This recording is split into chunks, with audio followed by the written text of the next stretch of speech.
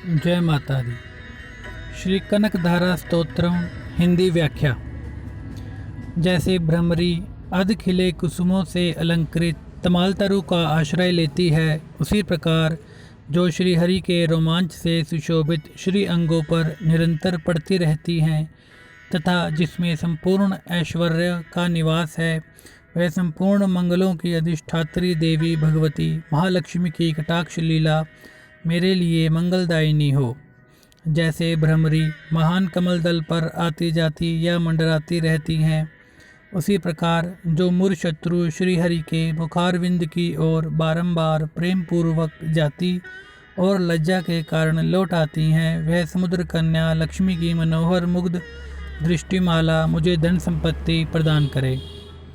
जो संपूर्ण देवताओं के अधिपति इंद्र के पद का वैभव विलास देने में समर्थ है, मुरारी श्री हरि को भी अधिकाधिक आनंद प्रदान करने वाली है तथा जो नीलकमल के भीतरी भाग के समान मनोहर जान पड़ती है, वह लक्ष्मी जी के अध खुले नयनों की दृष्टि क्षण भर के लिए मुझ पर भी थोड़ी सी अवश्य पड़े। शेषशाही भगवान विष्णु की धर्मपत्नी श्री लक्ष्मी जी का वह नेत्र हमें ऐश्वर्य प्रदान करने वाला हो, जिसकी पुतली तथा बरौनियाँ अनंग के वशीभूत हो, अध खुले किंतु साथ ही निर्विवेश नयनों से देखने वाले आनंद कंद श्री मुकुंद को अपने निकट पाकर कुछ तिरछी हो जाती हैं।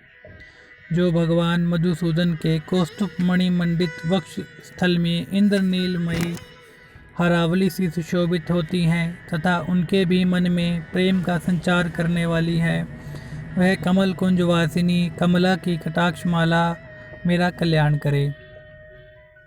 जैसे मेघों की घटा में बिजली चमकती है, उसी प्रकार जो कैटभ शत्रु श्री विष्णु के काली मेघमाला के समान श्याम सुंदर वक्ष स्थल पर प्रकाशित होती हैं, जिन्होंने अपने आविर्भाव से भृगुवंश को आनंदित किया है तथा जो समस्त लोकों की जननी है, उन भगवती लक्ष्मी की पूजनीय मूर्ति मुझे कल्याण प्रदान करे।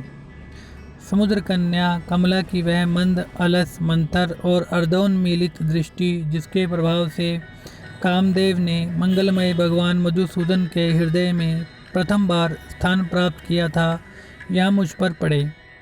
भगवान नारायण की प्रेयसी लक्ष्मी जी का नेत्र रूपी मेघ दया रूपी अनुकूल पवन से प्रेरित हो, दुष्कर्म रूपी घाम को चिरकाल के लिए दूर हटाकर विषाद में पड़े हुए मुझ दीन रूपी चातक पोत पर धन रूपी जलधारा की वृष्टि करे। विशिष्ट बुद्धि वाले मनुष्य जिनके प्रीति पात्र होकर उनकी दया दृष्टि के प्रभाव से स्वर्ग पद को सहज ही प्राप्त कर लेते हैं, उन्हीं पद्मासना पद्मा की वह विकसित कमल गर्भ के समान कांतिमती दृष्टि मुझे मनोवांछित पुष्टि प्रदान करे।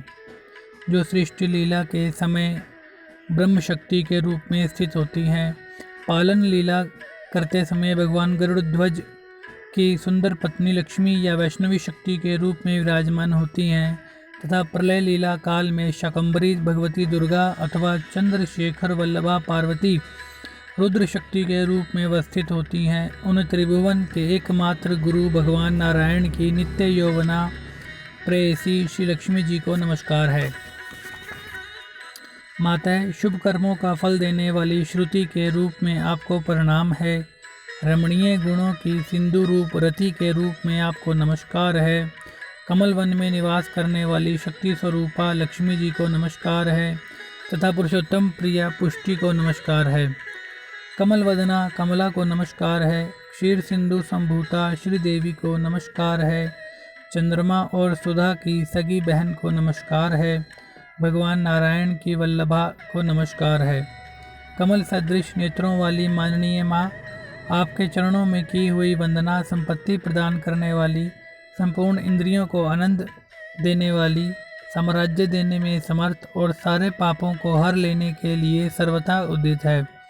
वह सदा मुझे ही अवलंबन करे, मुझे ही आपकी चरण वंदना का शुभ अवसर सदा प्राप्त होता रहे। जिनके कृपा कटाक्ष के लिए की हुई उपासना उपासक के लिए संपूर्ण मनोरथों और संपत्तियों का विस्तार करती है, श्री हरि की हृदयेश्वरी उन्हीं आप लक्ष्मी देवी का मैं मन वाणी और शरीर से भजन करता हूँ। भगवती हरिप्रिय आप कमल वन में निवास करने वाली हो, आपके हाथों में नीला कमल सुशोभित है। आप अत्यंत उज्ज्वल वस्त्र, गंध और माला आदि से शोभा पा रही हो। आपकी झांकी बड़ी मनोरम है। त्रिभुवन का ऐश्वर्य प्रदान करने वाली देवी, मुझ पर प्रसन्न हो जाओ। दिग्गजों द्वारा स्वर्ण कलश के मुख से गिराए गए आकाश गंगा के निर्मल एवं मनोहर जल से जिनके श्री अंगों का अभिषेक संपादित होता है, संपूर्ण लोकों के अधीश्वर भगवान विष्णु की गृहिणी और क्षीर सागर की पुत्री उन जगत जननी लक्ष्मी जी को मैं प्रातःकाल प्रणाम करता हूँ। कमल नयन केशव की कमनीय कामिनी कमले, मैं अकिंचन मनुष्यों में अग्रगण्य हूँ, अतएव आपकी कृपा का स्वाभाविक पात्र हूँ। आप उमड़ती हुई करुणा की बाढ़ की तरल तरंगों के समान कटाक्षों द्वारा मेरी ओर देखिए। जो लोग इन स्तुतियों द्वारा प्रतिदिन वेद त्रयी स्वरूपा त्रिभुवन जननी भगवती लक्ष्मी जी की स्तुति करते हैं, वे इस भूतल पर महान गुणवान और अत्यंत सौभाग्यशाली होते हैं तथा विद्वान पुरुष भी उनके मनोभाव को जानने के लिए उत्सुक रहते हैं। इस प्रकार श्रीमद् शंकराचार्य जी द्वारा विरचित कनकधारा स्तोत्र संपूर्ण हुआ। जय माता दी।